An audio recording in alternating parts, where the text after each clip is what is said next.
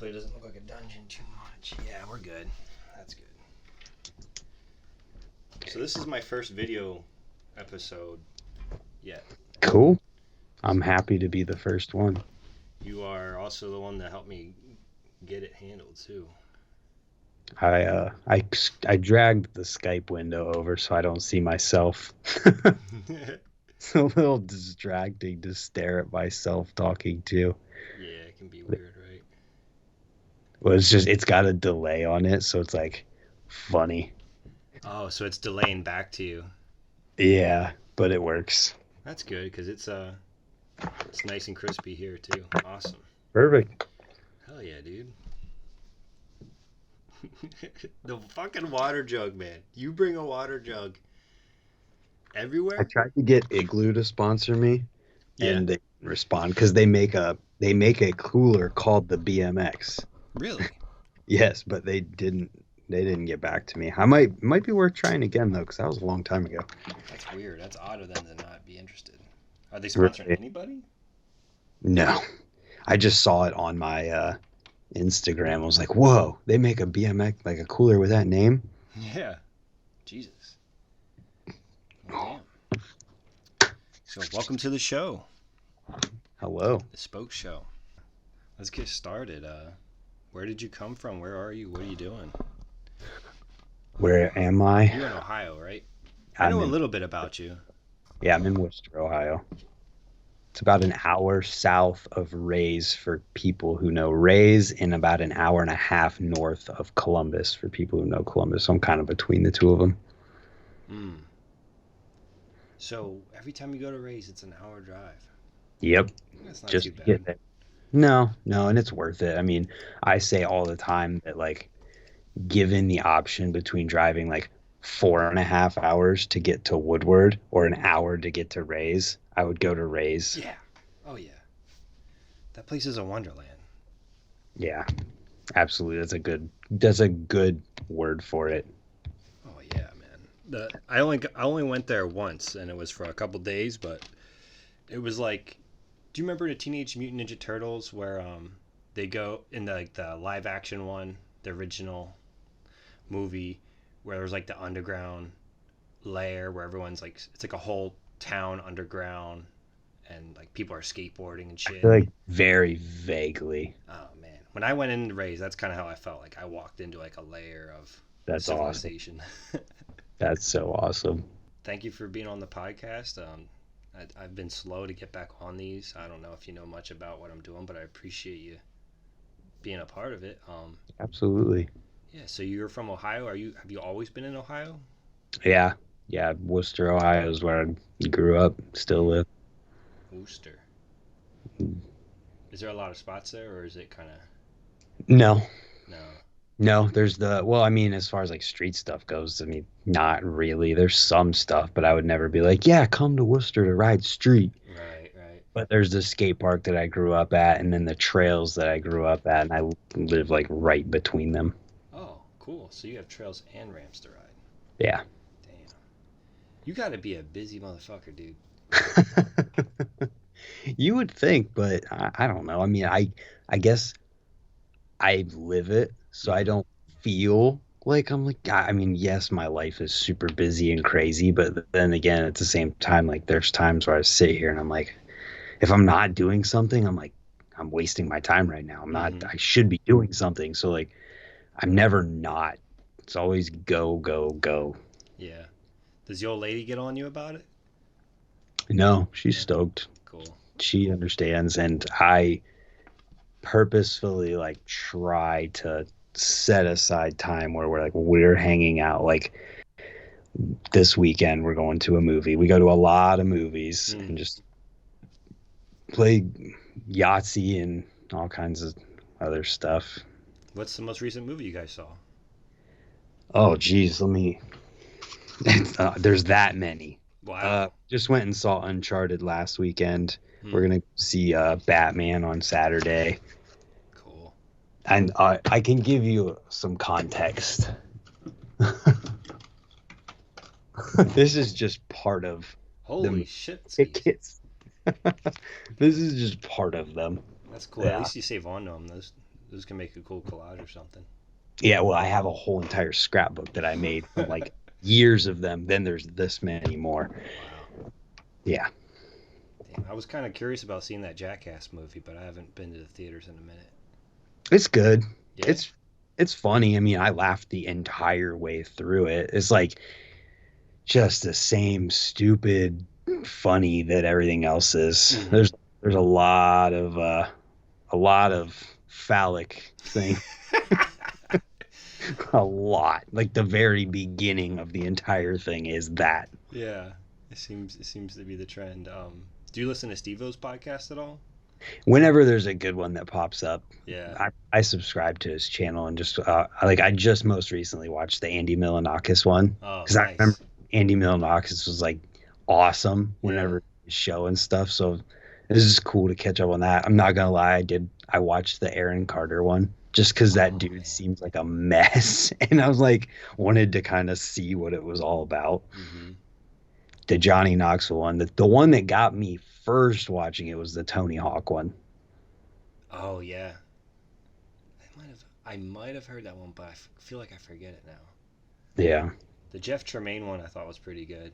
Yeah, I hadn't seen that one yet. They go through like stuff about the movie, and there's so much that they couldn't do or couldn't put in. So it sounds like there's going to be another one, Whoa, like a 4.5 or whatever, because they had so much extra. that's cool.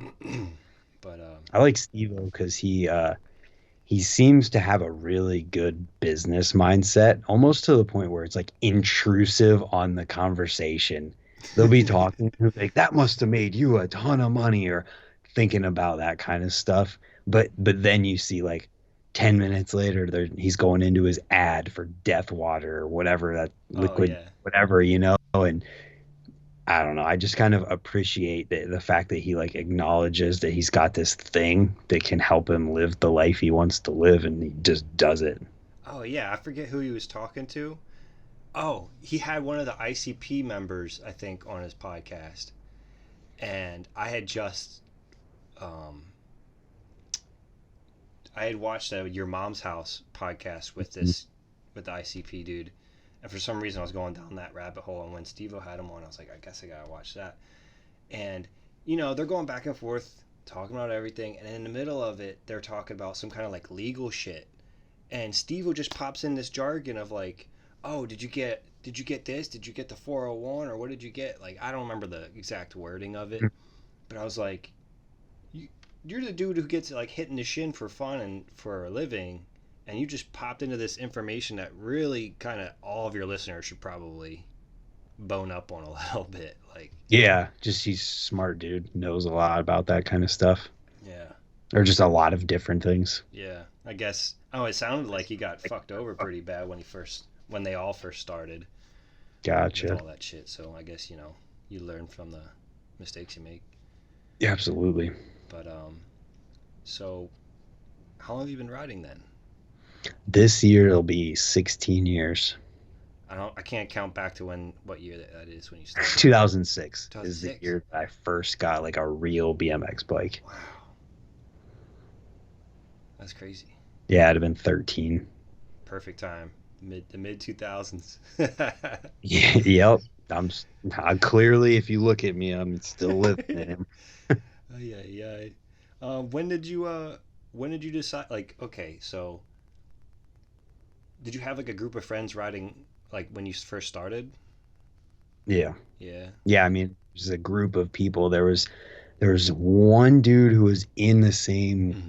high school class as me at a different high school. And then aside from him, when I very first started, the generation that came before me, like the dudes that are like 4 or 5 years older than us, were the ones who were like in it. So I can Hmm. remember the first time I ever went to the skate park, seeing those guys there and them just being like outrageously good. Like my buddy Sponge that I'm in all these videos with, Okay. he was the one of the first people I see at the skate park, and I just have this line that he did burned in my memory because I filmed it on my old Razor phone of him just doing a huge 270 over the hip, then 360 in the spine, then doing a bar to fakie air on a quarter that Mm. was out of coping. And all of this is at the local skate park. And I see that. And I'm just like, oh my God. Like some people have their like X Games on TV moment. That was kind of like my Oh, like that. that's a good way to put it. Yeah. Wow. And even before that, I was totally like obsessed. In that day was the day I first got a real BMX bike, and I just been riding this like cheapo Walmart bike around the driveway, like Hmm. not even actually doing any tricks or anything, not even trying to do anything real. And then that day just like set me on the path that got me to where I'm sitting right now. Oh. So, when did the YouTube channel start? Well, I've always uploaded to YouTube. Like if you search Okay. hard enough, you can find the first video that I ever uploaded was in the end of 2006 or the beginning of 2007. I don't know how you would find it. The only reason I even knew about it was because I was trying to secure the youtube.com/ Brant Moore for my current YouTube channel. And I had taken it with that one back in 2006 or 2007. So I would have had to like log in and do all this crazy stuff to get the address back. And I found that on there and saw that the date on it was like it was either January 2007 or December 2006. I can't remember, but that was the first video I did on YouTube, and I've consistently uploaded since then. But the channel that I'm currently doing stuff with, I started in July. I think it was July 15th, 2015. So you have two channels going. I mean, I don't upload Oh. to the other one anymore. Oh, okay. Gotcha. When I made the new one, I stopped uploading to that old one. Gotcha. All right. Yeah. Wow. I did do a little bit of lurk, and I saw that your first popular videos were like hunting videos. Were you just Yeah. like recording whatever and Well, I mean, I kind of, when I first started the YouTube thing, I didn't really know like mm, what, and I thought that it would might be possible to have this like generic, just show my entire life kind of deal with like hunting, fishing, BMX, and all of that stuff. hmm.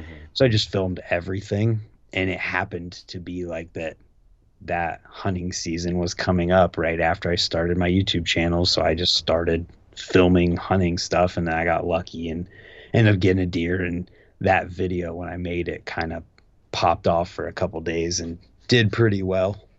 And were you aware of like hashtags and like names and titles at that point, or was it just the content that brought everybody there? I mean, I don't know how long it took me to get like super obsessed with the back end stuff on YouTube. I can't remember if it was by that time or not. Hmm. And actually, uh, I might be able to tell you just by looking at it. Uh, yeah, that was November 23rd, 2016. Yeah, actually, that's not even it. Either way, I probably was getting into the back end stuff of YouTube at that point, Hmm. but I think it was more or less just YouTube circulating that video than anything I did with it. Right. I have a video about on the podcast channel about iPhone case, Hmm. and I guess literally that many people are on there looking for Yeah. shit Yep. that it's still doing numbers. It's like every other month somebody's asking me about the battery in in the video, and I've answered it like five different times, and people keep asking me about the battery. That's funny that you say that, because when I first got my iPhone 8, I did a comparison video between it and the iPhone 6 on the video, Hmm. and people watched that for a long time. And then when I got my new iPhone 12 last year, I did the same thing between the iPhone 8 and the iPhone 12, and people still comment on that video, even though the 13's out now. It's like, it's crazy. I think it's just because the rest of the world isn't quite as like fortunate as we are here to where we can be up on the 13. The Mm-hmm. rest of, there's other places in the world where I think people are probably buying like the 8, or they're buying a refurb phone. So they're looking at comparisons there. Mm-hmm. Uh, and it's funny that you say that too, because for a long time, the video that did the absolute best on my channel on a daily basis was a tutorial for the Splice app, the original Splice app too, not the one that people use today before they got bought out, but the original one. Then I made an update video whenever the new version came out, and that video still is in the like top 10 on daily views on my channel. Wow. And is that, do you still use this app?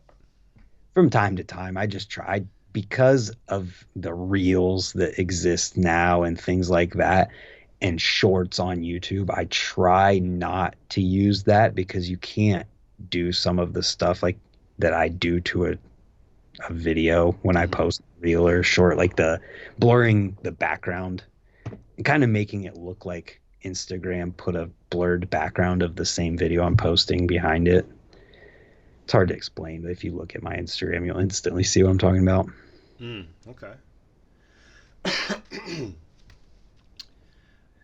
What did you use for that? I saw that you made a like a little short that was like a nod to your mom's house about like just have your thing or something like that. Yeah, that was, I made that as a, it's a full out edit that Mm-hmm. I made. But what was the question about it? Did what did you use for that? That was Premiere. Okay, I edited all that on my computer. gotcha. I thought that was hilarious. By the way, Thank you. I recently like kind of fell in love with that podcast. I Hmm. think it's good. Yeah, I back in 2015, 2016, I had a video job at this factory in the town I live in, and they had a location up in Grand Rapids, Michigan. Mm. So I would take one of the company cars up there to do video up there sometimes, and I would listen to Pandora Comedy Radio, and that exact Tom Segura comedy bit would come on. And back then, I knew like that would be so funny to use that in an edit. And then I remembered about it like a couple years ago, last year or something, and I'm like, I have to do that. And then finally, just sat down and put the time into making it work, and it was worked. I mean, you saw the videos. Yeah. If I didn't have all of the words that popped up and the different effects in that video and the music behind the comedy, it just wouldn't have worked. Right. I tried it with just the comedy, and it was like awkward and weird and didn't feel right. Oh, right. Yeah. It was just like you're trying to entertain yourself with that one. You just Well, like I just love the thought it would be idea. funny to try and do something that I don't think anyone else has ever done before. I mean, you see those motivational videos too, where there's like somebody talking, like the ones with Jocko, if you've ever heard of Yeah. Jocko. His videos, the motivational ones, and then there was that one with Joe Rogan that was going around talking about the country or whatever he was talking about. It's just like got that epic music behind it and Yeah. the build up, and it's just like you watch that and you're just like, fuck yes, like I'm stoked. And I thought that it would be really cool to do something with just the comedy thing behind a writing edit and try something that I don't know if anyone has ever done before. And then it didn't really work the way I thought it would. Like I was saying, it didn't work with just the comedy. So Victoria, my girlfriend, suggested that I put music behind it. So I'm like, I don't know what kind of music. So I went on this website that I use for music, and I just started looking, and then I saw like epic songs pop up, and I listened to a couple, and I was like, oh, what if I turned, and my mind immediately went movie trailer. Let's make Yeah. this feel like a movie trailer, but then we take this comedy bit about how bike riding can't be your thing because everyone can do it, put it to this epic song, then make infographic type words on it and make it like this, turn this comedy thing into a motivational piece that's like a movie trailer. Yeah. And it kind of worked, I guess. Should I pull it up here? Should we give it a shot? You can if you want to. I'm gonna pause it real fast so it I doesn't mean, go. we've talked about it this long, so if anyone hasn't seen it yet, we will make them do any extra effort. Yeah, I mean that this is part of the reason why I wanted to start adding video. I basically started watching so many podcasts that had video. I was like, that's what you got to do is be able to bring up video and talk about it. You know? Oh yeah. It helps so much to just have the flexibility to do whatever you need to do. And then there's nothing stopping you from just taking the audio from this, putting it on the audio only platforms. And then if Mm-hmm. somebody wants the video, well, there you go. All right, cool. That's all set up. Let's see what we got here. And it shouldn't get flagged for copyright audio because of everything I did to the audio. Oh, that's good. I don't monetize my channel for that reason, so I don't get any flags. I'm Yeah, hoping. we still get the flag, and even if you did monetize, it wouldn't affect you. It's just if it has a certain the right stuff is crazy. Like there's certain bands that if you use their music, you can't even have that video public on YouTube. It's crazy. I've had that before. I have had that before. I got nuked from Vimeo already. I've heard that from so many people, but I have so many copyrighted songs on there, and it's still there. It might be like the record company. Like, that's all. I don't know. Who knows? That doesn't matter though. Yeah, let's get lifted up by this one right here. Why are you riding a bike? This is the age of technology. But if you say that to a bike rider, they'll all tell you the same thing. Riding a bike is like my thing. You know, it just makes me stoked. It's my thing. Really? When did your imagination stop evolving? I can't even when you hear were it, 4? so it works for me too. Riding a bike is not your thing. It's not your thing if everybody can fucking do it and everybody loves riding their bike. I wanted to learn how to do a wall slap to fakie. And normally when people do them, they go straight up and down, but I was too scared to do that, so I just did a normal wall slap in 90 back to fakie. You like to travel? Get the fuck out of here! Thanks. I've never met anybody like you in my entire life, man. I think I'm gonna shit my pants right now. What else This are you one, into? I was so Steaks and stoked on this blowjobs? one when it That's happened. crazy. I was so because I did it in like 3 or 4 tries for the first time, and Traveling I don't know, is it not just your made me thing. pumped. If it's your thing, it's Shout gotta out be to kind Joe of odd, on that. you know, a little peculiar. Like, hey, why are you grinding down rocks? Pittsburgh. Oh, to make my own sand. What? It's kind of my thing. That's Get your some thing. trail action in there. Was it a trip to locals? Yeah. Like, my thing's eating brownies. No, fatty fat. You don't have any self-control. And you're shoveling. I love them, and I still have like 3 or 4 more Subrail Foof clips that I haven't put in anything yet. I like it when people pee on my feet. All right, that's your fucking thing. Kind of. You'd have to play it again to fully see what I did. Have a thing. Back to the lawnmower real quick. It was I can explain it. It was so if you pause it, Yeah, back just a little bit. I'm gonna make it slow too. Oh, there you go. There you go. All right. So you pause it right a little further. Right. Keep going. Right there. So you saw the peg touch there. So it was like one of my 360 downside lawnmower ice picks that I continued the motion on over the spine. So it's like a downside ice pick stall. Keep the momentum going over the spine. It's like, Wow, boom. you did touch it. Wow. The other way. And you landed proper foot forward. You know, that ain't Did I? nothing to shake a stick at. Wait, Did I? Your peg side, yeah. Left I foot forward. did. I did land left foot forward. That's what's up. Because for me, learning like foot jam nose picks, I couldn't land correctly. Like where you pull up your pedal, like that shit took me forever to figure out. It took me a long time too. I used to land right foot forward in those for a long time, and then finally one day it just kind of clicked and worked. Yeah. You have to be aggressive with that back foot. Yeah, I don't even know. And I'm not the kind of person who ever actually cares about the whole which foot forward you land with and stuff. Yeah. So like I never really cared that much. I think about it a little bit, I guess, just because of like if you're doing it like when you see people ride bowls or something where you got to get set up for the next thing. That's the only reason I thought of it. Yeah, I gotcha. I wanted to show you this quick little 24-second video. I don't know if you've seen it. Huh. It's only got 31 views, and that's the whole reason I'm even bringing it up. But once you said like movie trailer, Yeah. so I did a video. It was like a compilation of like a whole year or so. I only Mhm. film with iPhone when I go out because Yeah. I just don't have anything else. And I was like, what am I gonna do for this trailer? I'm gonna use like epic music and do like a voiceover. I'll have to watch it on my screen because I didn't get any audio when you played my video. Oh, you know what? Oh, that's the It's only okay. thing. I'll just play it on mine while you're playing it Okay, so that it doesn't matter. I'll bring it up and then pause it. It's muted, so it's good. Okay. All right. So I'll just give a countdown to when I'm gonna click play. All right, works. All right. 3, 2, 1, go. Oh, this is funny. What's going? Your music's working. From the crew that brought You have it in slow Swag motion It too. and the producer of Clipping and Clipping. Oh, I still have mine going half speed. Start over. Yeah. My bad. Ladies and gentlemen, this is my first video episode. I apologize. All right. You ready? Yeah. 3, 2, 1, go.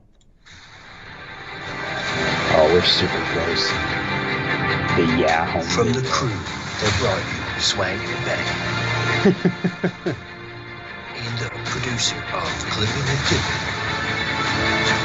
The Yeah proudly presents Glitching and Bitchin. That is pretty funny. It has 30 views, so I don't know if anyone really gave a shit, but it was fun. Hey, it's cool and you enjoyed it, so Yeah, entertain yourself, you know. yep, Yeah, that's cool. thank you. So, have you always like kind of known what your audience is with your channel, or did you kind of develop that out as you Nope. went? I had absolutely no idea. When I started my YouTube channel, I had the thought of, well, what if I just uploaded my Instagram clips to YouTube too? Like, I don't see anybody else doing that. Maybe it would be something that could like work. And so I spent the time and I uploaded, I think, like 500 or 600 Instagram clips as the first things that are on my channel. So if you go to my oldest videos, they're all those Instagram clips. And I went through and I renamed all of them to be accurate.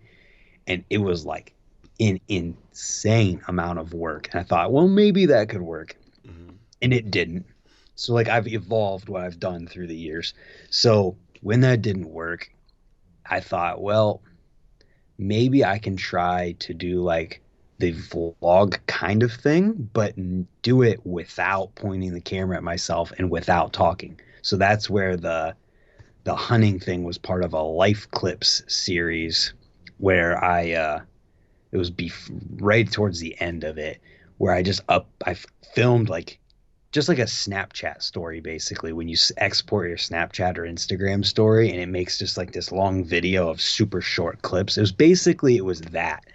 And that didn't work either. So, because like I've learned through the years that you can't just assume that you're going to make something happen if you're not going to have a connection at all with the people who are watching. Mm-hmm. So when I realized that is when I started to talk to the camera more and like made the realization that if you're gonna grow an audience or you're gonna have people watch your stuff, you have to connect with them on some level. And to assume that you could just do that without talking or showing yourself at all is kind of like a dumb cop out. And it was basically me just trying to not be a vlogger. Mm-hmm. Like I'm like, I don't want to be just like everybody else. Mm-hmm. And so I think it was at that point that I started to obsess with the back end of YouTube and just learning about all of the different things that you could do to help your videos. And through doing that, you hear all the tips that people talk about, and then they talk about consistency. So they're like, oh, if you make a schedule, it can let people know that like, if I go to the channel at this time on this day, this thing will be there. So I made a schedule and started uploading the same stuff, whatever. And somewhere in there, I started doing those drawings. Yeah. And I thought, well, maybe that could be a thing because drawing channels on YouTube are huge. Like art channels can be huge. So I started doing that, and that was just too much work to get one of those drawings done in a week and then edit the video. And like those videos were so intense to edit because if you watch them, you notice that there's every single frame of the whole entire thing, the pencil is on the paper. So I'm going through the time lapse and deleting every single frame where the pencil is not on the paper to make the video. And it was too much work. So I couldn't keep up with it. Those drawings are really good, by the way. Thank you. I was kind of curious about that. I wanted to ask you, maybe this is a sidebar, but I thought your drawings were really good, and I was kind of curious about why you never did like a drawing on a shirt, or I don't know if you have. I just didn't think I saw any. Well, it's because you hadn't given me that idea yet, and I'm gonna make it tomorrow. Cool. That would be so cool. I could do like the Hoffman one on the shirt. Yeah. Damn, good idea. Thank you. Yeah, man, you're good at it, man.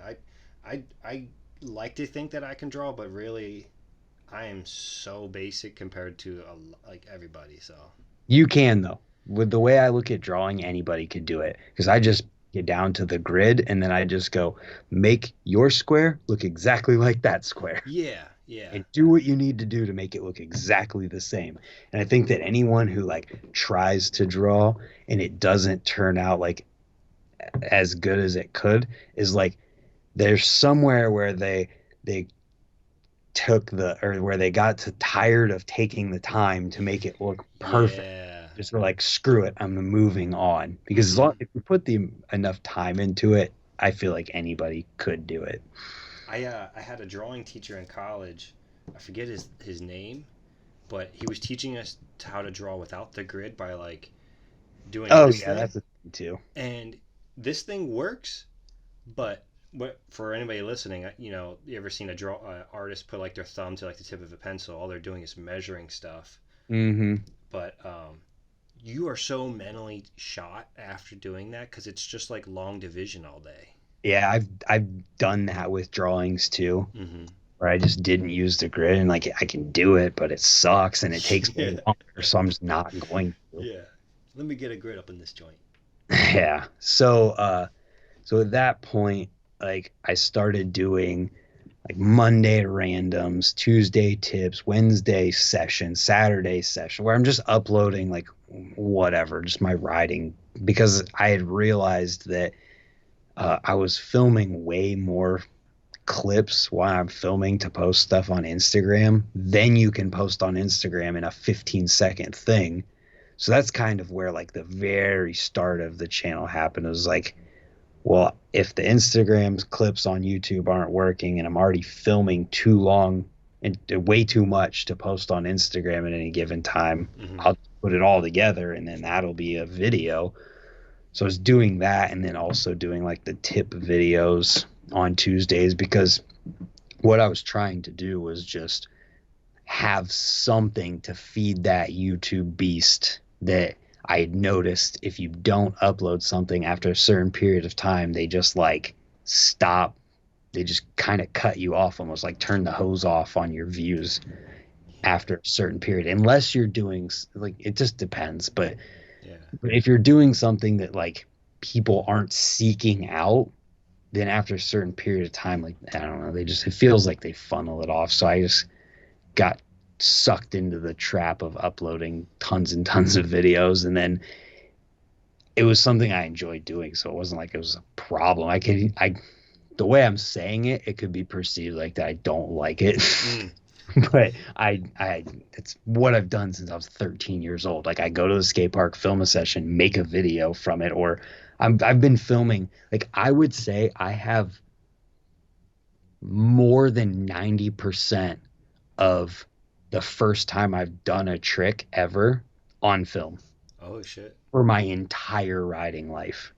Just because I was constantly filming because I just wanted to make videos. So there's edits forever. And that kind of morphed the channel into what it is now, in that I noticed that YouTube kind of felt like it was siphoning views after you didn't post for 24 hours.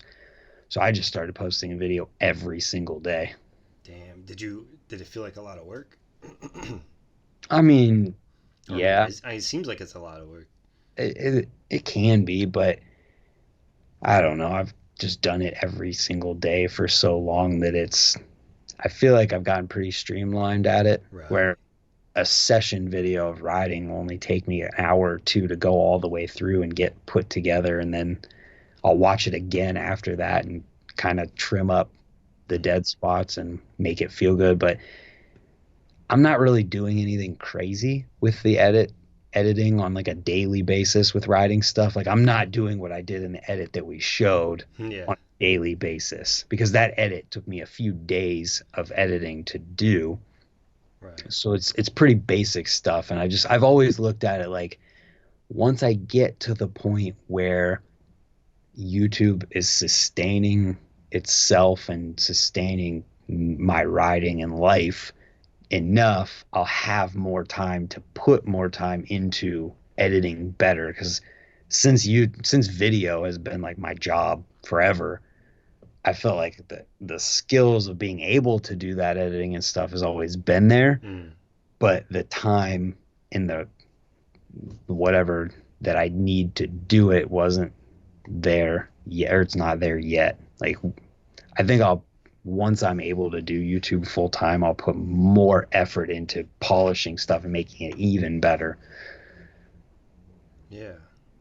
So, what is your part-time or your side job, your day job, also video work?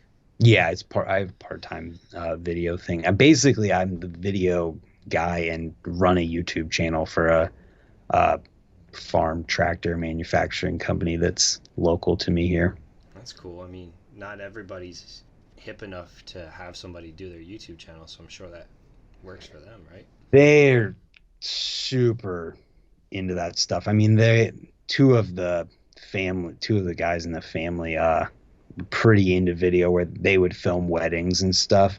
And the original company, or not the original, but one of the other companies they had, they made videos for that and were having a YouTube channel for that, and a couple of them went like super viral. Like, they made a tractor, and then they had different attachments for this tractor. So they had a snowblower attachment, and they ran over 100 pumpkins with this snowblower, and that video just went super viral, even to the point where it's like still going viral today. Wow. And so they kind of like know their thing in the video world, and they kind of just based their marketing for their tractor around that YouTube channel and started making videos based on that. So that the Ventrac is the company that it came from, but they upload one video a week, and then they were doing the same thing with the company that I work for now, which there was a whole like a buyout, and company that bought Ventrac didn't want the company that I work for, so it had to be separated, and just a long story there. So they're pretty open to the YouTube channel idea and video being their marketing, and so I work there part-time 3 days a week. And since COVID and everything, I started working from home, and then just haven't went back other than to film stuff, because we realized like it works. I can edit from here. They give you the footage. Well, I go in and film. Okay. And then whatever needs edited, I do it. It's so awesome. They're super good people, and I could literally, like, if I couldn't go in, if I had a trip pop up, an opportunity to like go to who knows where next week, I could literally text the dude right now and be like, hey, I got this thing popped up for next week. We have the video already done, ready for next week anyways. So it'd be like, yeah, he'd literally be like, okay, do what you need to do. Nice. That's what's up. Yeah, it's awesome.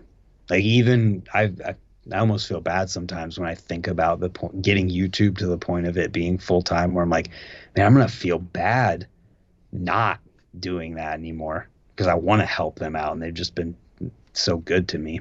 Yeah. So do you think your intention with the when you has always been to like kind of turn this into something so you can just do this full time, like from the jump? Because you said you were like trying the hunting and then you were trying the drawing videos, like you were just trying to figure out where the avenue was for you to. Basically, in 2016, I had a really good video job at a different factory making training videos. I was getting paid like 45 grand a year to do this, and that was when they first hired me on and stuff. So I had that job, and then in 2016 I got laid off from that job. And I recognized through being laid off and then drawing unemployment and all that, I recognized that this period, this short period where you're going to get this unemployment, is an opportunity to potentially make this YouTube thing work, because I knew the potential that YouTube had. I knew what other people do. Like when you see these huge YouTubers that are just making like millions of dollars doing exactly whatever the hell they want to. I'm like, I see the potential of that. And I'm like, well, I've made videos forever. I already make videos for YouTube. Like, if I can make this work, I could literally make riding my entire life. Mm-hmm. And I could have that be my job, where I just go and ride and have fun, and that's what I do, and make a video from it, which I'm already doing anyways. Yeah. Like, I'm already doing that since I was 13. Like, if I can make that my job, why would I not do that? Yeah. So I guess from the very beginning, it was like I recognized the potential of it, but I also recognized the potential for it to not work at all. And there was years. I mean, I didn't make any money, any real money to talk about from YouTube until years into doing it. I mean, if I pull up my analytics right now and take a look at it and just look at my lifetime, it took me until like 2017 before I even made $1 in a whole day. Yeah, that was gonna be my next question. Is like, I don't know if it was an Adam 22 comment or where I heard it from, but like, you didn't get paid that much. You don't get paid. I mean, you get paid. So it's not, everybody thinks you get paid from subscribers or whatever. You don't get paid from that at all. The way YouTube advertising works, for people who don't know about it, is that a company goes to Google Ads with their video and says, I'm willing to pay this much per view, like per view of the entire video, or per time that somebody clicks on this video to go to whatever page they designate. And then through that, YouTube connects them with a channel that is relevant to that ad. And when someone sees that ad on your video and then they click it or watch the entire ad, you get paid part of that fee that YouTube and Google charge the company who's putting the advertising out there. So you're not getting paid from subscribers, you're getting paid from the views of somebody who watches the whole entire ad or clicks on the ad. Wow. So when I hit skip ads, those people don't get paid? Yes. Basically, you have to watch a certain percentage, and I don't know how much into that skip ad you have to actually watch for it to count, but that's the way that it works. So like, I mean, I wasn't even making, it was random $4 and $5 a day all the way up until mid 2019. So I did it for 4 years. And even then, like, if you made $10 a day from your job, you're not going to do that job. So like, it's still, even today, to the point where like, if this was all I could do to make money, I would not make enough money to live. Right. So like, I knew that the potential was there, and it still is there, because I'm not even to the point yet where I could like totally live off of YouTube. So I've been doing it for, I mean, it's coming up on, actually, yeah, 7 years it's coming up on now, where I'm just been doing it, and I like, yeah, it helps me now, and I do decent on it, but I did it for years for nothing. Wow, that's awesome. I mean, it's awesome that you're kind of gearing up to make more money out of it. Well, I mean, you always hear people say that every overnight success was 10 years in the making. Yeah, I have heard that. So Yeah. on that note, I'm still 3 years away from my night success. Yeah. Damn. So, would you say your channel's geared towards like a younger rider who wants to learn, grow, and kind of go pro, or? About audience, and that's how we got. You asked me about audience, and that's how we got in here. Oh, So, yeah. no, and yes, and no. I mean, it's for anyone who might want to learn how to do things. So, Yeah. the beginning, I had no idea who my audience was, and that's part of the problem. In that if you don't know who you're trying to make something for, and if you're just trying to make something for the sake of making it, you're gonna have a harder time being successful at it if you're trying to be successful at it. If your goal is to just like make something no matter who watches it, well then you already succeeded. But if you're trying to grow and make a business and sustain yourself off of something like YouTube, you got to know who you're trying to have watch. So basically anybody I wouldn't say that my channel is fully towards people who want to learn and things like that, because on a weekly basis, I'm not making videos that help somebody who wants to learn. On a weekly basis, I'm putting out videos of riding sessions where I'm just going and riding and having fun with my friends. Mm-hmm. Also, some type of what I call the Tuesday tip type video. It's not like this week I posted the video about the new Alienation pegs. Mm-hmm. Last week, I can't even remember what I posted last week, but it's things around that nature. So what I've found is that my channel demographic and basically who I am in the BMX world through my YouTube channel is a connection between the industry and the average everyday person riding BMX. Because I have so many friends who are in the industry, I guess I'm in the industry too, to a certain degree, and I see a lot of what goes on and know a lot of what goes on. I have some inside knowledge, I guess you could say, and I have the avenues to know these things, and then I use my YouTube channel to present those. And like part of my goal from the beginning too was to get my YouTube channel to the point where I don't rely on BMX at all. So where I'm not relying on BMX and I can talk about things that people in BMX can't talk about without worrying about their paycheck and if they're going to be able to stick around in BMX.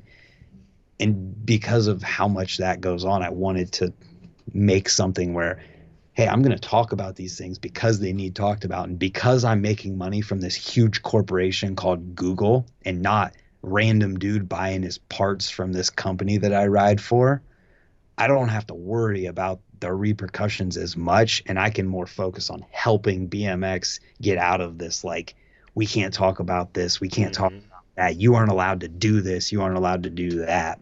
Yeah. I feel like I'm finally getting to that point. But so like my demographic, I guess you would say, is, I mean, I guess people who want to be connected with the industry, people who want to learn. I mean, almost anyone who's riding at this point. Because if you look at all of the different things that I do. Mm-hmm. Yeah, I is there on Fridays too. What's on Fridays? The news. Yeah.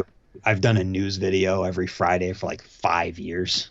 I've heard about you like for a long time, but I just kind of stumbled across those news videos recently. Mm-hmm. And for me, someone who's not always on all the sites and not following everybody, it's awesome. It's like somebody reading a newsletter to me, you know. Thank you. And the thing about that too is that, like you said, all the sites. Well, the problem with all the sites is that the two biggest ones mainly are posting things from people who pay them. Yeah. So you're not seeing a broad view of BMX when you're only going to like one of those sites. Mm-hmm.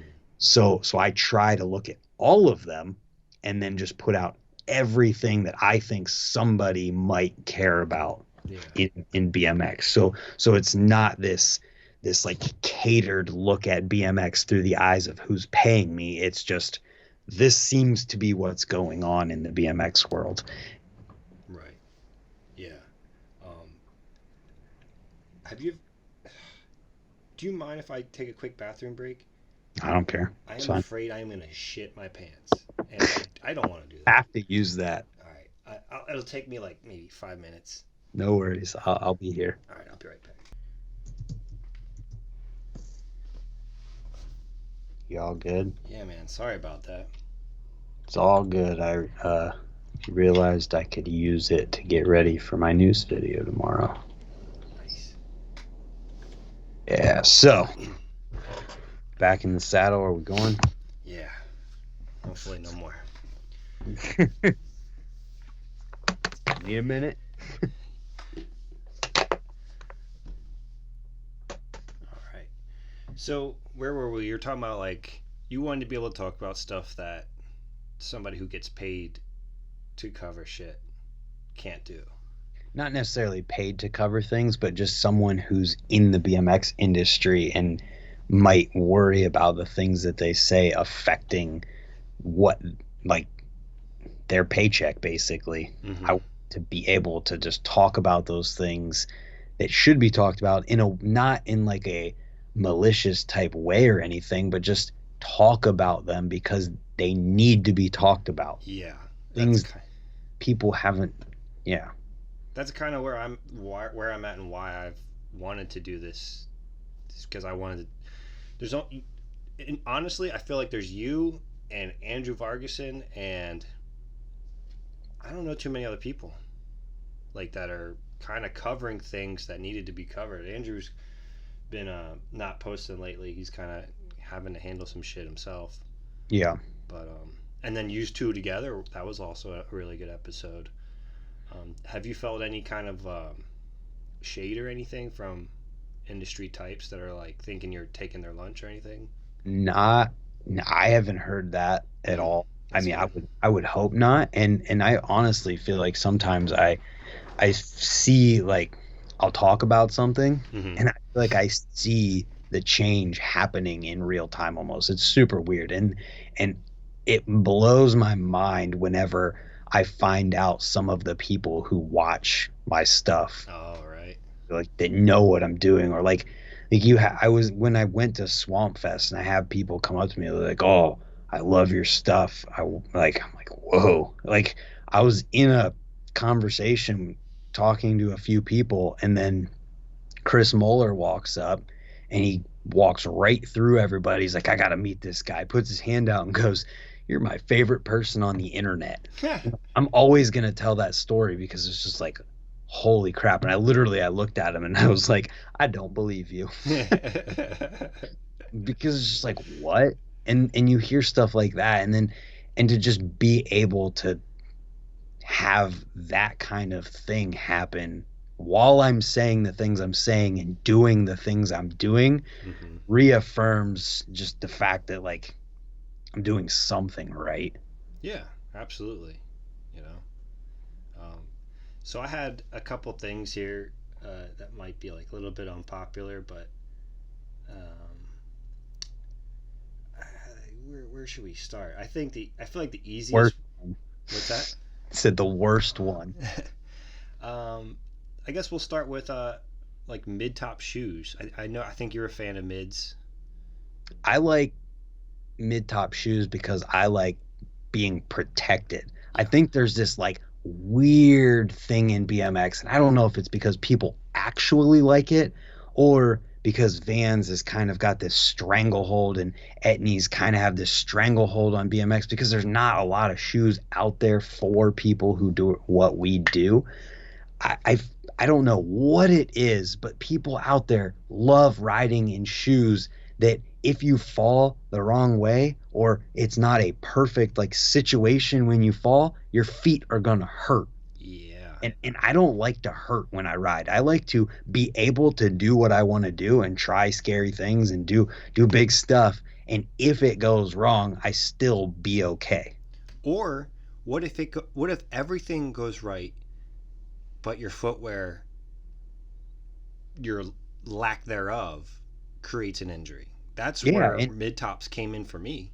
and I get that some people might like actually really like low tops or wearing those slip-on shoes, and fine, wear whatever you want to wear. But personally, I wear the shoes that I wear, and people make fun of how they look, but I wear them because of the fact that my feet feel safe when I'm riding. I feel like I'm not going to hurt my feet, and I don't hurt my feet very often when I'm riding. Yeah, I have It's a just pair of one less worry. yeah. I have a pair of Vans low tops that I bought just to walk around in Yeah. exclusively. And one day last fall, I was taking the trash out, and I was like, you know what, I'm gonna hop on my bike in the driveway here just to get a little bit of quick something in. And as soon as I hopped on my bike, I was like, my ankle is just like sticking out so much, and it's like this close to my crank, and it's like literally anything I do is gonna not work out for me. Right. And I do always like to clarify too, is like I'm not trying to throw shade at Vans or Etnies, because Vans does arguably more for the BMX world than anyone else does. Yeah, yeah. And Etnies does good things too, and they support these people. It's just like I said, for me, I like to have my feet protected, and in my experience in wearing other shoes that aren't like gnarly mountain bike shoes, I wear Ride Concept shoes, which is it's a company that like I rep, that they make these shoes that I don't get hurt. My feet don't get hurt in, and my toes when I do a foot jam I don't feel it at all. Right. You're not worried about your toe going in the fucking tire.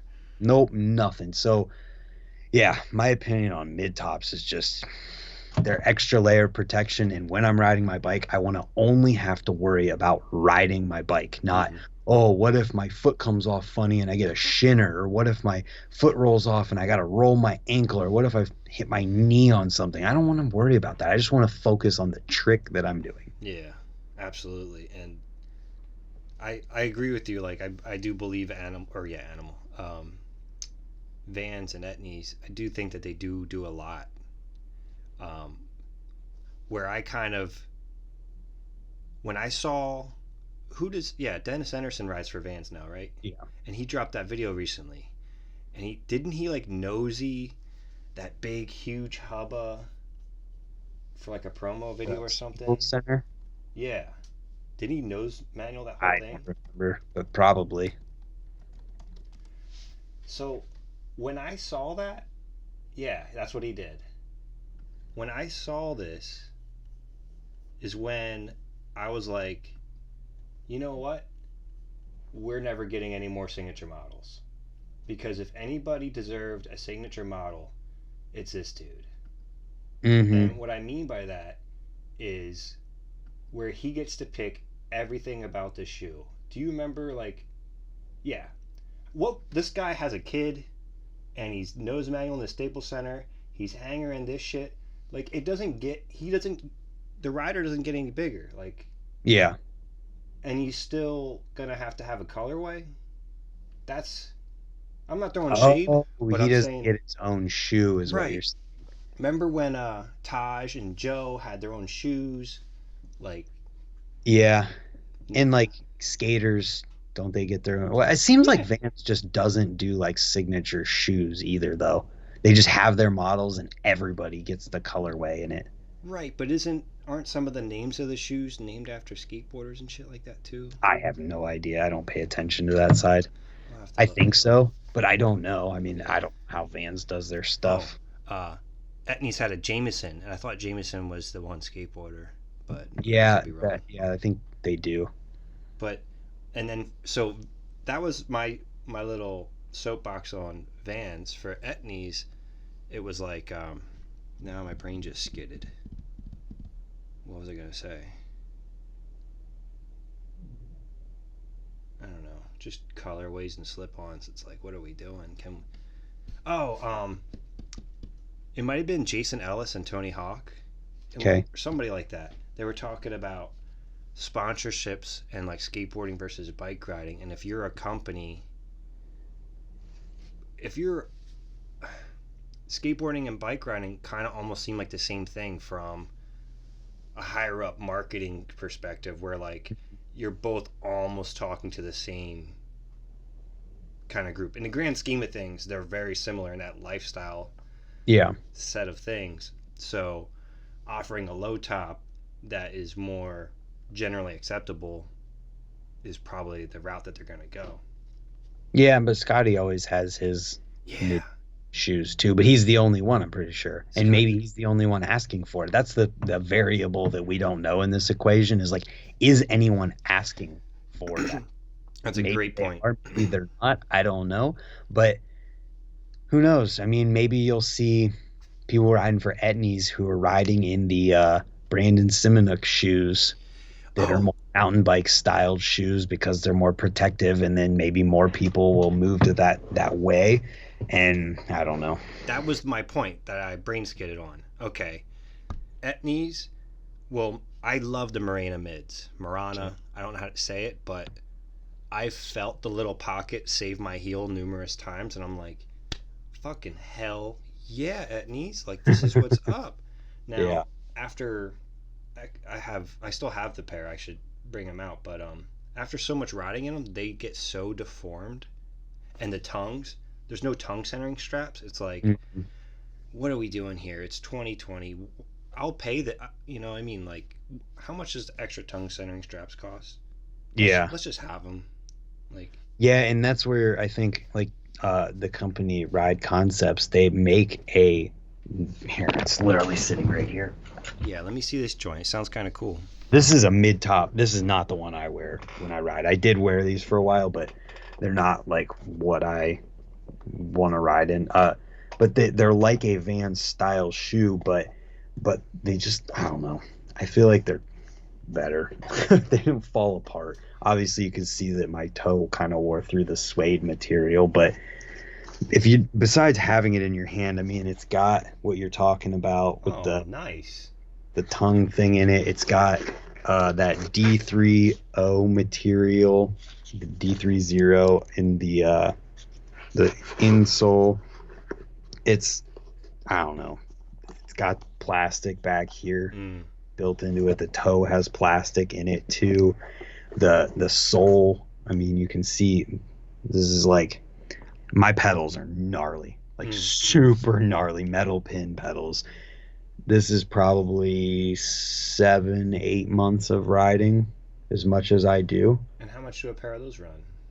Oh, I think they had to up their price. So I think there's something like 120 or 130.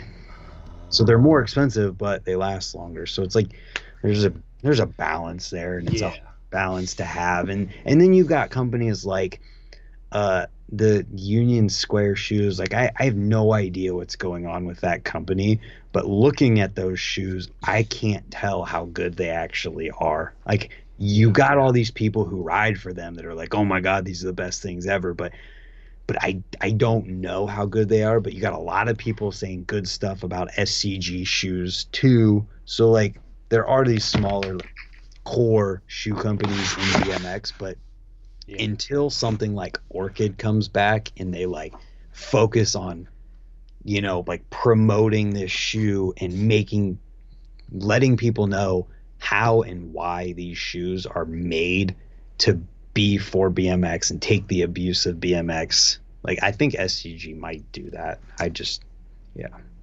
So the Union Square shoes and the SCGs both seem to have the same problem. Let me just switch back over to it. Because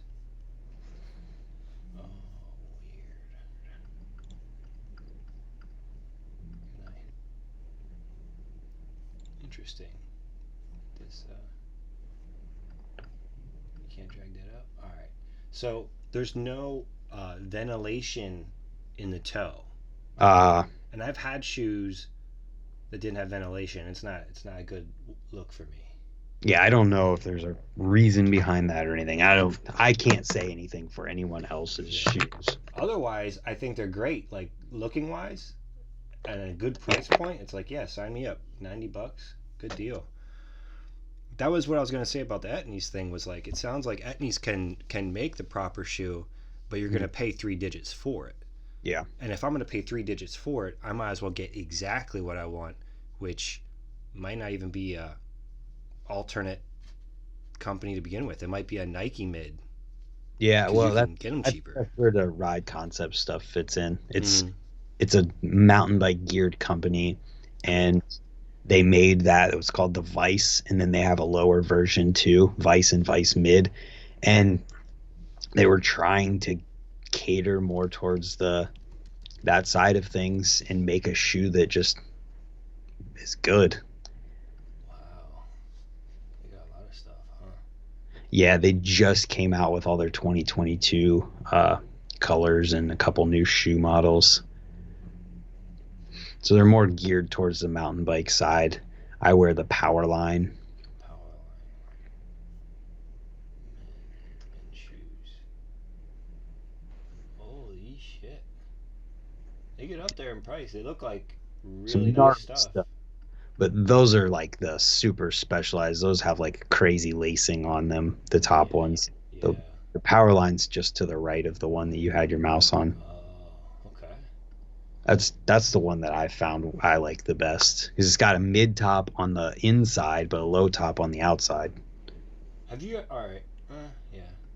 One time I got shit whipped to the ground so hard that like my feet, like the outside ankle protection, would have been nice. But Oh, I see what you're saying. I haven't experienced. it's not off you're getting shit whipped, so you'd be all right. Yeah.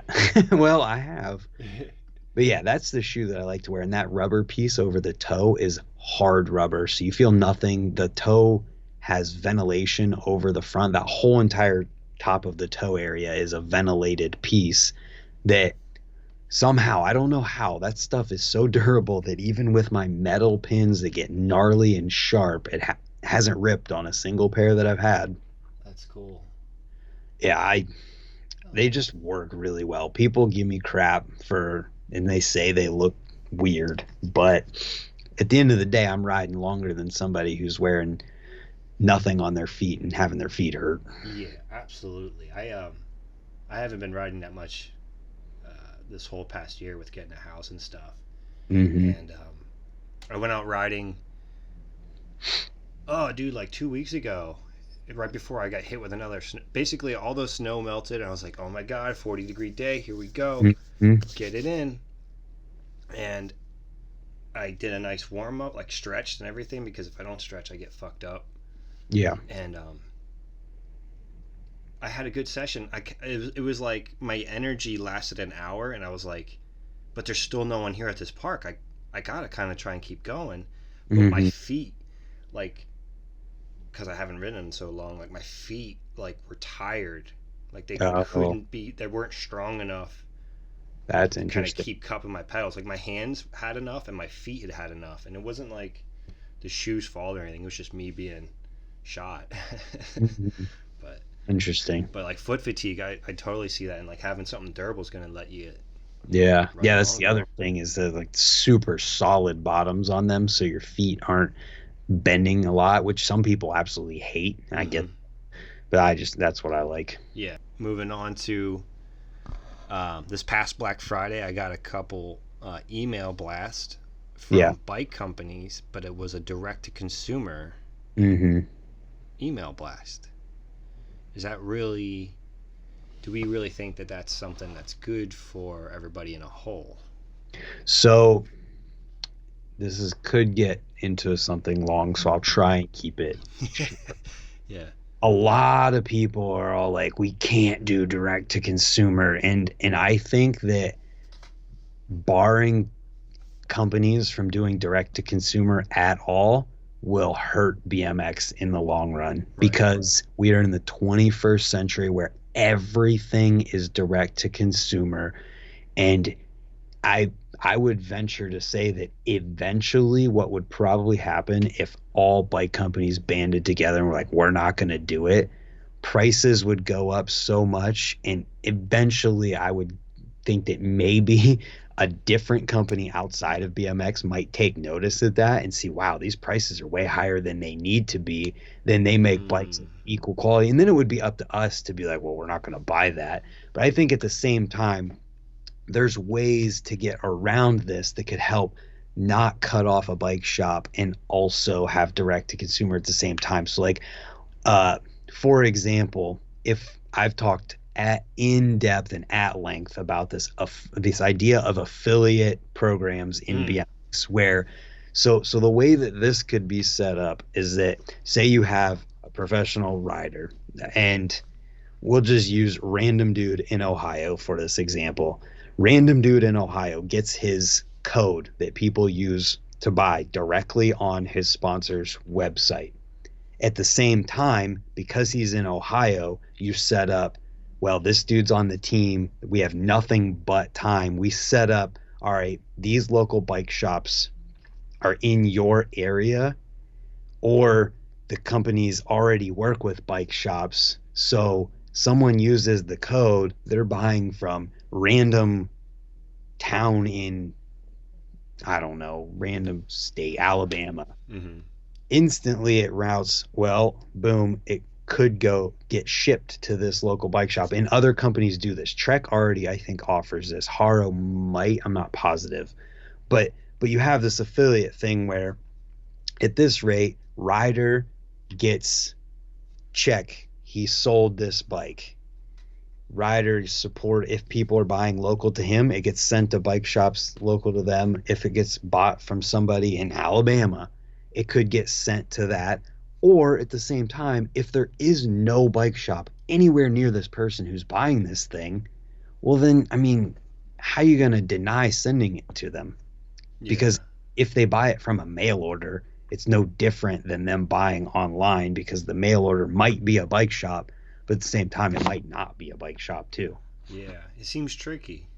It would take time to set it up and do it, but I think in the world that we live in, with how hard it is, it seems to be. People say BMX is a tough industry and the pie is small. I think if we completely barred it, it could be okay, but at the same time, it could not be okay too. And there's ways to get around it. And I hear everyone's argument of like, that screws bike shops over. And yeah, it might, but maybe the bike shops find a way to work with the companies and get the bikes sent to them to be built.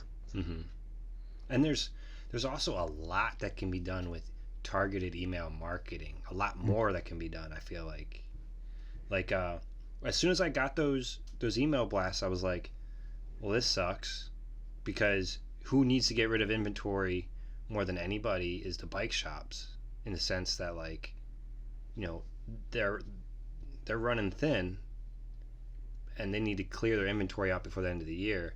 How cool would it be if you had your segments of like, maybe it's just way too much work to do an email blast like that. I'm probably talking on my ass, but like you could target like, oh, these people are in southeastern Pennsylvania, so they're gonna get the southeastern Pennsylvania bike shops. Like when they click on that, like basically it looks like a direct to consumer email, but really you're linking them. But I guess then that bike shop has to have some kind of like online terminal, and not every bike shop's. Well, it could be set up with something like drop shipping too, where it instead of it getting shipped to the person who buys it, it gets shipped to the closest bike shop if it's within reason.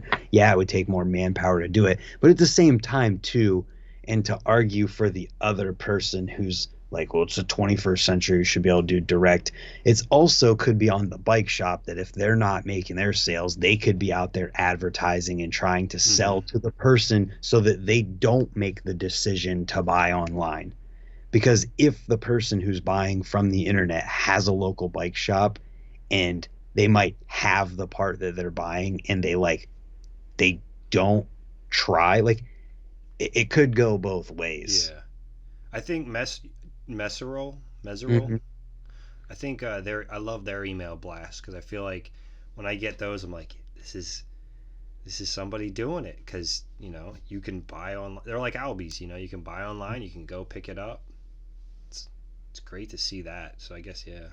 Yeah, I think just in the world we live in, there's room for everybody to be successful in however they're doing things if they're going to put the work in. But to expect BMX to stay in the past so that a bike shop who might not want to put that work in would still get the sale, I don't think is fair. Mm-hmm. Yeah. Basically, I have this one little bit here about more Brant Moores and more niches. If anybody you can name that rides BMX, if they had a podcast or a YouTube channel, I'd probably watch it. Like, I would love if there was, I mean, I'm sure everybody's just so busy, but I would love if there was like a volume / demolition podcast where it's, Brian Castillo, just bantering with somebody about whatever's going on in their neck of the woods. And Yeah. or bike shops too. Bike shops could do it. So then like I think Powers is a great example of somebody who is just crushing it with the content, Mm-hmm. Yeah, they do a lot. Mm-hmm. Yeah, I wish that BMX didn't have this negative stigma towards YouTube for so long. It was like, it feels like, I mean, I feel like it's almost stopped at this point, but for a long time, there always had to be that one thing that the majority of BMX hated on. Mm-hmm. Whether it was scooters, whether it was Adam LZ, whether it was Nigel Sylvester, whether it was certain companies or what, there was just always something that everybody had to collectively hate on. Yeah. And there for a while, it felt like because of Adam LZ and a lot of people who just had to have been just jealous of the fact that he was just being himself on the internet and making a living just by riding at a level that they may not have thought was deserving of living off of riding, was like the thing to hate on. And yeah, he did say some things that like were pretty controversial, like when he said that he probably has gotten more people into BMX than Dig, or gotten more people on bikes than Dig. But like when you broke down what he was saying, and this has been covered at length too, like he's probably not wrong, because Dig is catered to people who already ride. Mm-hmm. Adam LZ's YouTube channel was just a random YouTube channel on the internet with millions of people watching who may not have already ridden. So it's like, yeah, he might have been technically correct, but you're going to piss a lot of people off when you say something like that. So like, he got to a point where he was that thing that people hated, and I think that became the jumping off point for people to hate on YouTube. And I wish that people would have recognized at that time that it was an opportunity for all these people in BMX to make money from Google rather than worrying as much about making money from people having to buy parts and actually come from the BMX industry. Mm-hmm. That's why I have such a problem with some of the ways people talk about people like Nigel. Because it's like, would you rather Nigel be doing what he's doing and trying to make money off of the industry? Or would you rather him do whatever he wants to do and use his BMX and bike and skills that he's developed on his bike as a tool in his toolkit to make tons of money from random ass corporations and companies and do good for himself? Yeah, I mean, I would so much rather have that. I don't really have. I've always been a fan of Nigel. I understood where like some of the, rub was. I think it would be cool. I don't know if he has done this, but I think it would be cool if he did some kind of like jam or an event or some kind of get together. Charity right now. He's what? He has a whole charity for giving bikes out to kids. Holy now. Shit! I didn't even know. I gotta check into it. Yeah, I haven't seen a lot about it, but he literally has a charity. All right. Well, fuck me then. Yeah. Right?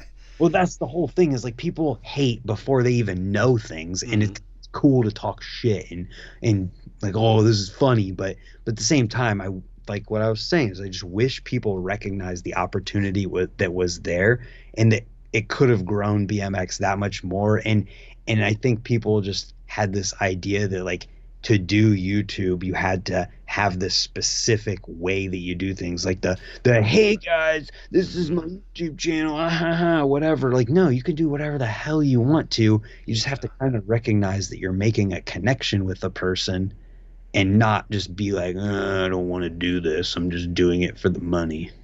Yeah, it's almost like in order to do this, even what we're doing right now is like you have to admit that you're kind of putting on a show. And even then you're really not, as long as you're being yourself. Like Right. you might be producing something and putting on like something, but we're not acting. Like neither of us are being anything other than ourselves right now, and that's all I've ever been online. But there's plenty of remember when Chase D and Eddie Cleveland were like blowing up so hard that everybody was like slanking their elbows down. Well, that's what's funny about this whole entire thing, is that like that people doing that is the same thing as people making a YouTube channel just because like it's all the same freaking thing. And I think that if BMX recognized that opportunity, because it was the universal thing to be hated on for a long time, but now look at every single company out there. They all post to YouTube. Had they have started when Adam LZ was doing his thing and it wasn't cool, like can you imagine what cult would be if it had done it from 2010?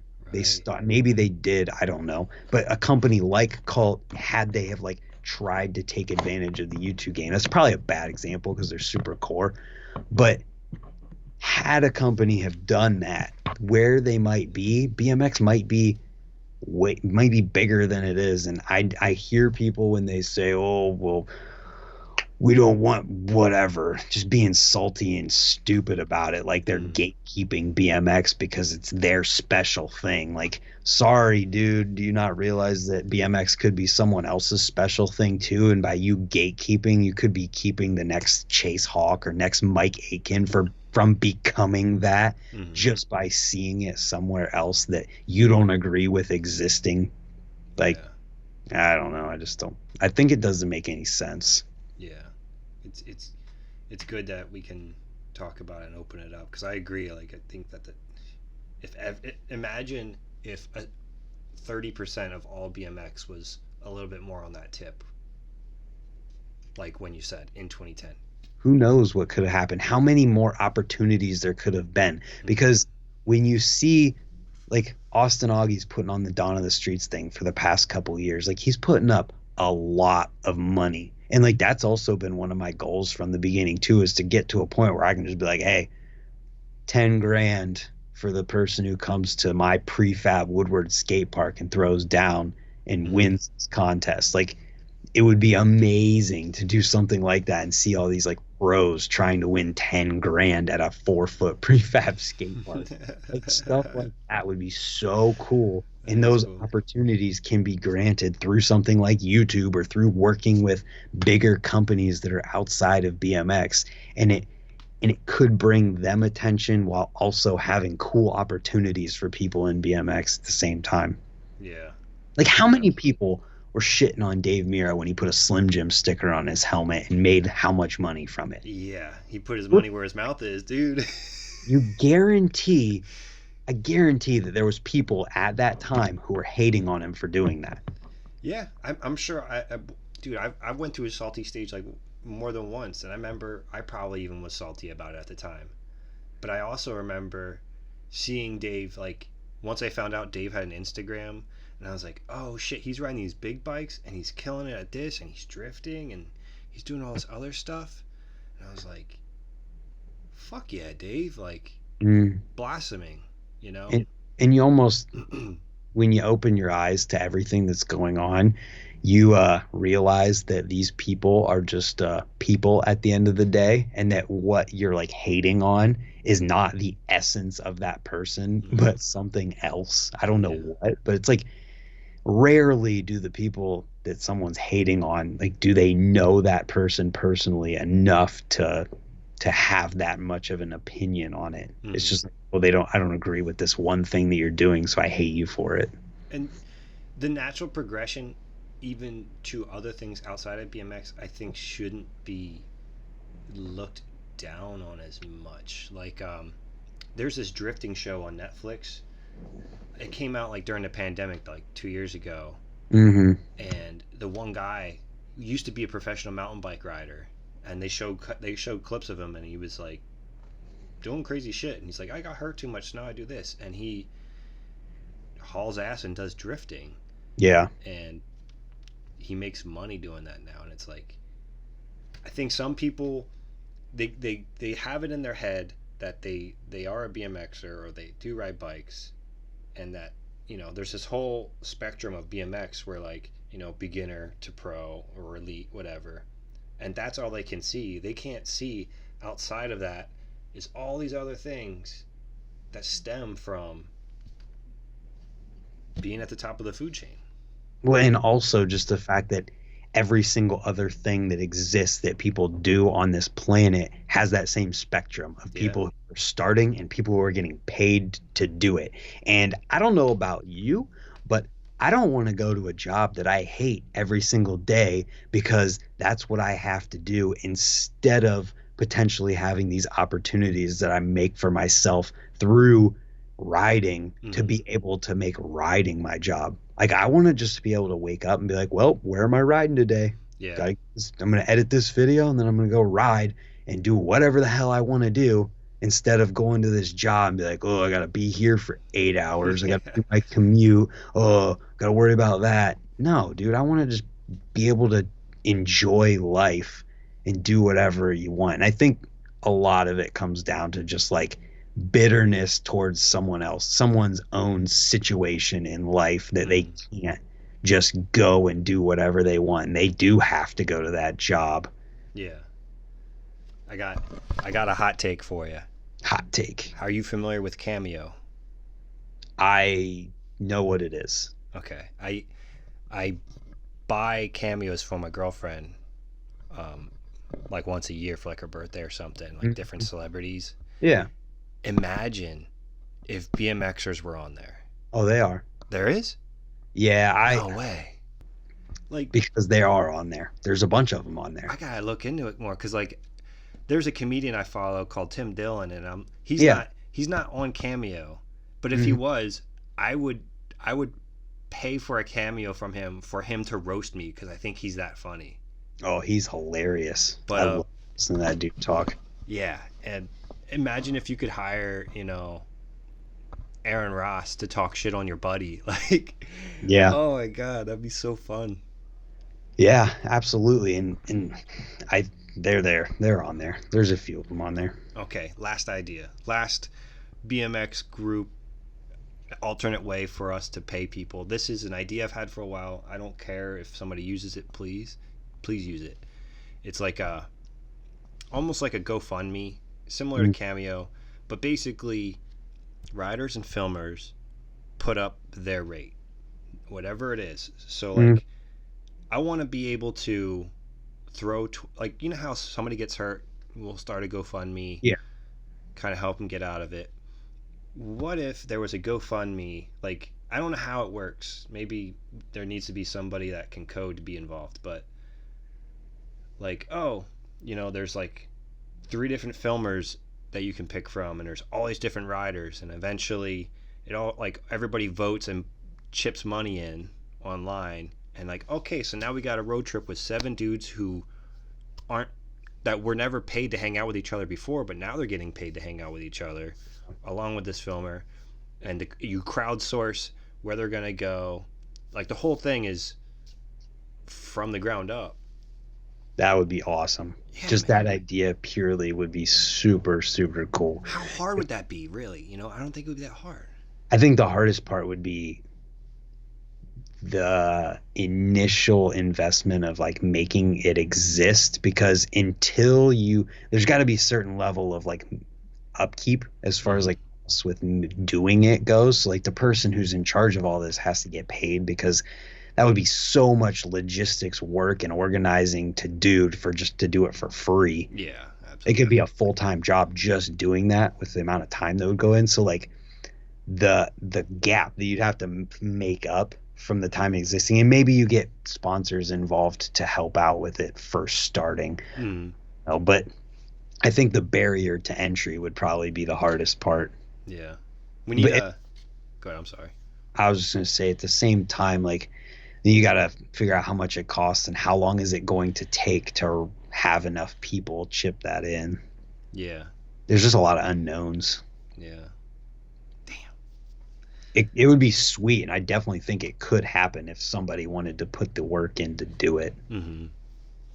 For sure. I would just love to just chip in some money and basically get new school versions of props episodes, I guess. Yeah. Yeah, absolutely. And that could happen. Yeah. I like the scene videos you guys have been doing. The scene's not dead. Yeah. Noah. That's kind of like a news thing too. Yeah, he's great. His thing that he's got going on, he's like kind of like props, and it's awesome. Yeah. So do you want to explain to me Lip Lords? Oh man, that's an old one. That's coming up on next year. That is 10 years old. Really? So insane. Did you start it? Yeah. Well, I started the Lip Lords series that I make. There was an original group of guys that called themselves the Lip Lords back in the 80s. So the name came from that. But basically, Sponge and I had been making videos together since like 2011. So it's 2 years at this point, and we're just like always making videos together, always filming, just trying to do cool stuff that we feel like doing and filming to make edits. And then I had a random idea one day, like, what if we made a video just doing lip tricks on this 1/4 pipe, and we were limited to this 1/4 pipe. Yeah. And Sponge, being the guy that he is like, he's down for whatever. He's like, yeah, that'd be cool. We'll just, whatever. So like the very first episode, I kind of went in on trying to film a lot of stuff for, and he was just down for whatever. So like he did some stuff for it, and it was cool. And then we filmed enough to make 2 of them first. And so the one day, Hollywood, if you ever heard of him, Mike Hollywood Brancato, he used to ride for Schwinn. He had like the Schwinn helmet and everything. He was down at Worcester Park riding, and he was getting ready to leave, and I was trying this trick. It was a 5-tap one-handed 1-footer, and I ended up landing it as he was like right before he was going to leave. He was in his car, door shut and everything. I ran over and showed it to him real quick. Yes. Trying to figure it out. In a 5-tap. Yeah. And I showed him that, and he was like, oh, it's sick. And he's like, Lip Lords. And he's like, the Lip Lords, those dudes would be stoked on it. I'm like, the what? And immediately I was like, that's the name. That's the name of the series. And so come to find out that they did make like a video back in the day, but I couldn't get my hands on it to watch it or anything like that, because it was the 80s. It was on a VHS tape. And so I started calling that series that, and we made the first one, filmed enough for the second one. I edited both of them at the same time, and I said, when I posted the first one, I sent it to the Come Up and everybody, and I said, if this video gets 100 views in the first day, I'll upload the next one tomorrow. And I mean, it got 100 views in like an hour, because it was at that time that like videos that got onto the Come Up did pretty well. Yeah. And so I posted the next one the next day, and it was just like, all of a sudden everybody's just like, oh my God, this is like what we've been waiting for, something different for so long. And it was never my intention to like have this thing blow up or be this thing that everybody was stoked on, but it just happened. So it was like right then and there, Sponge and I both just got super stoked on lip tricks and filming for Lip Lords. So it's like almost all we did every time we went to the skate park is every video after part 3 got up until probably like 10 or 11, got 10,000 views or more each. Wow. We filmed one in Florida on the brick quarters.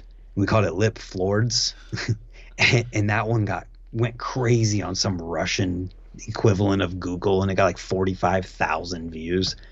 And it was an idea that I had that I was stoked on, because I was stoked on lip tricks, and we did it, and it did really well. And I did an episode where I wanted to get other people involved, but the only rule of the video series is that it has to be filmed on that specific ramp. Like, I have to film you doing it on this ramp for it to go in the video.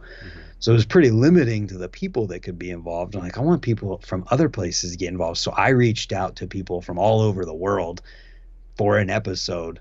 So we had Eric Elstrand, Rob Ridge, Nick Harkins, Carl Hinkley, TJ Henderson, Bobby Altizer. All these guys sent me clips for this Lip Lord, People's Lip Lords is what I called it, the People's Lip Lords.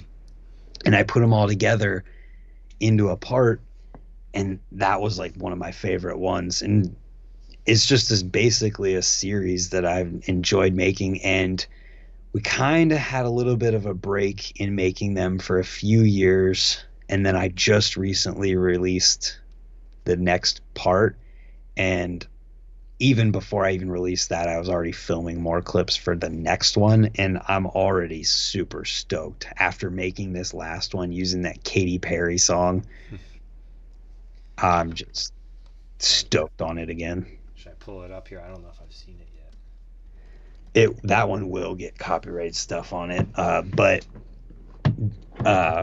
So can the same trick be done twice? no, it hasn't yet. I mean, the whole idea is to just be creative and do different things on this one quarter pipe.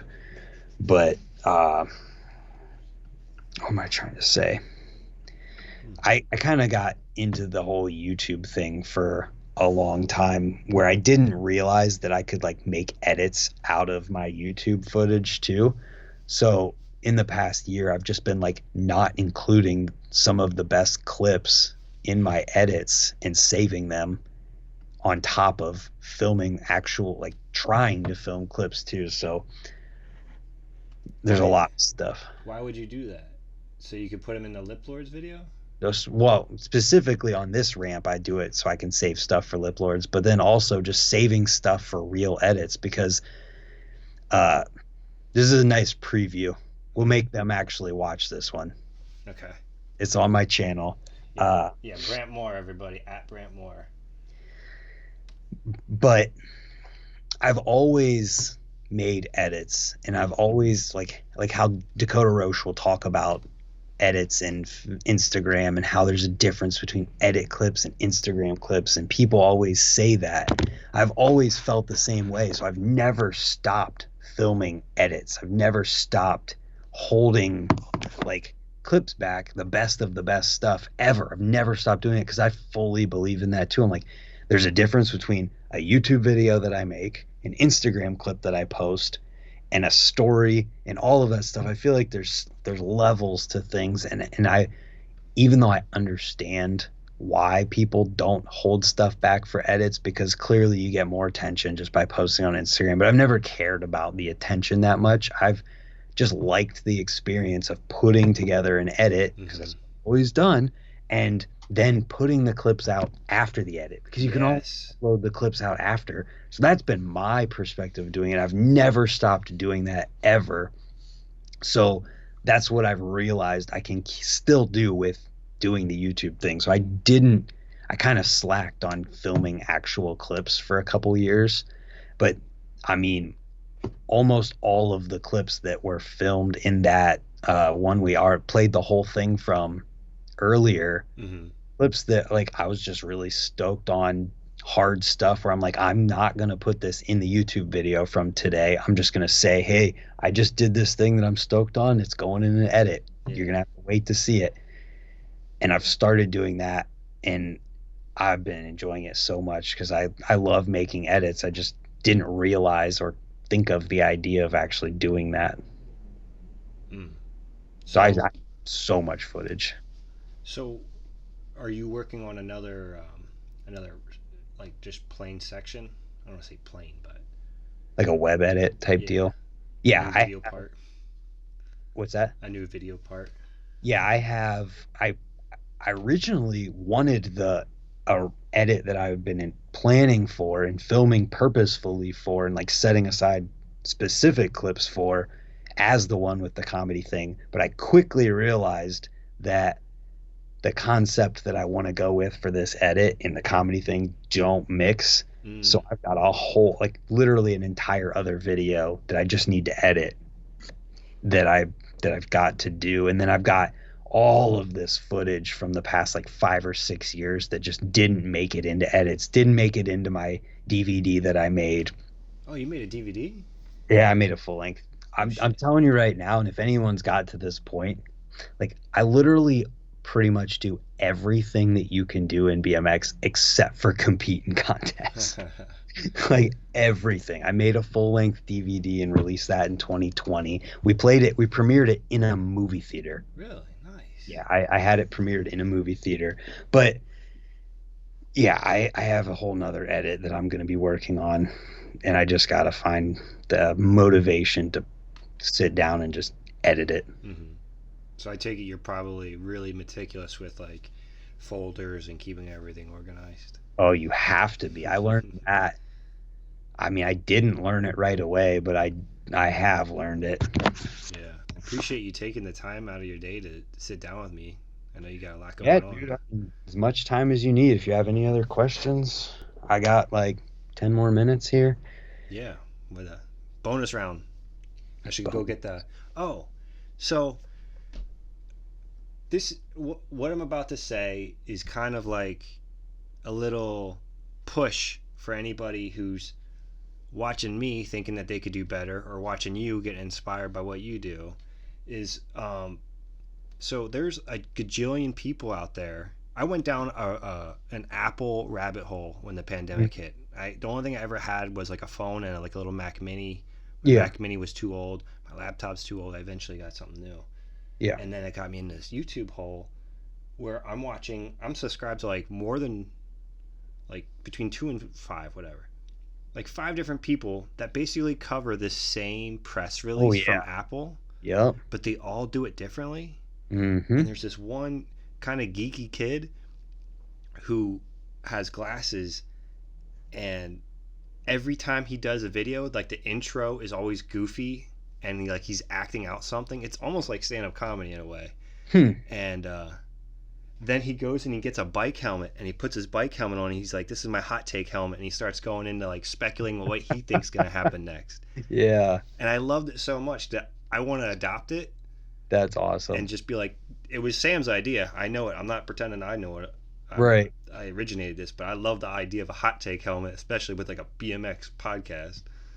And to take that even further, I watch a lot of different stuff on YouTube, and I always find myself thinking about the things that these really successful people on YouTube are doing while I'm doing other things. Like I'm making something, I'm going to try and make it with kind of like thinking of this style of video while I'm doing like I will think about an MKBHD video while I'm making a certain thing of mine, like while I'm doing product reviews and stuff.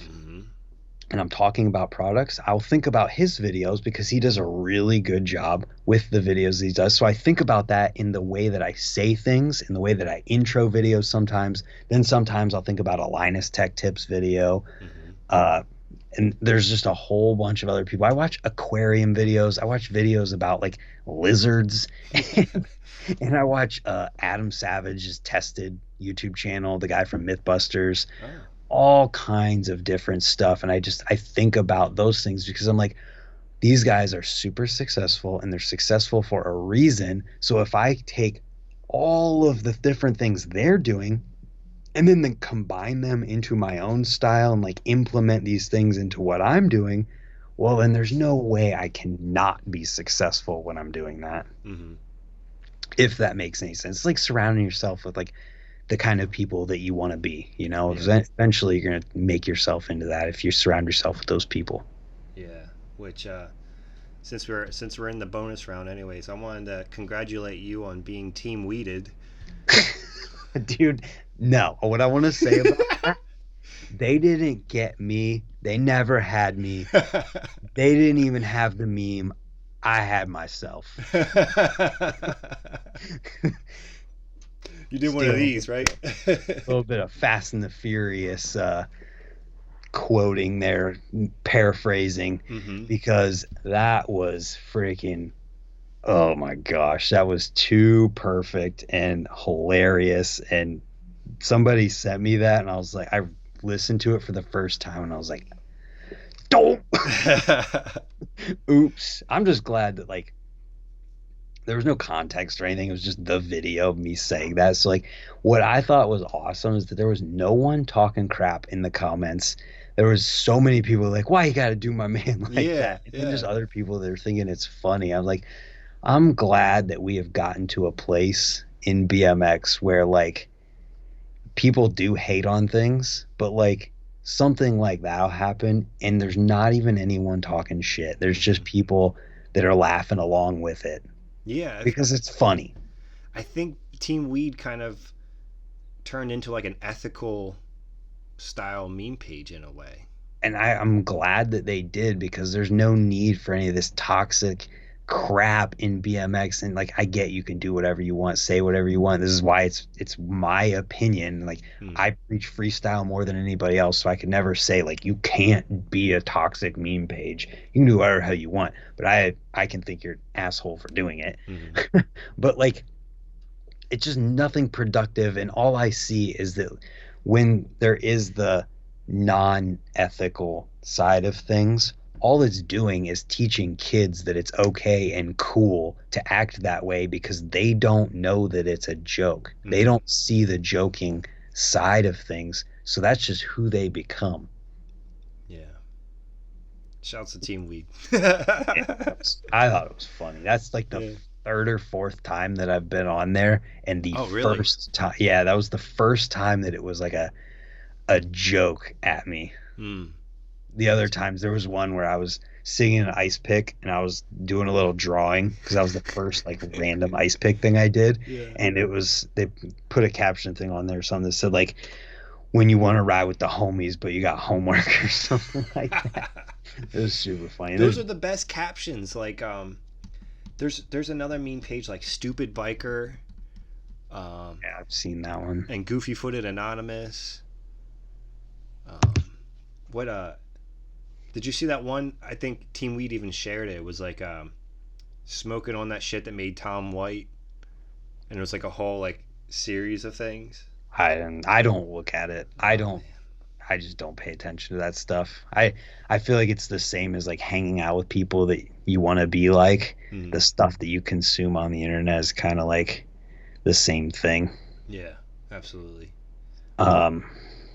What I will say though is if there's anybody out there who wants to like make a YouTube channel or do anything like that, the best two things that you can do to be successful on YouTube are: one, be yourself. Don't try to be anybody else. Be yourself. And two, be consistent. A lot of people say the consistency thing, and it's absolutely true, but being yourself will get you there that much faster, and it will be more sustainable long term, because it is. People don't get to where they're at in successful.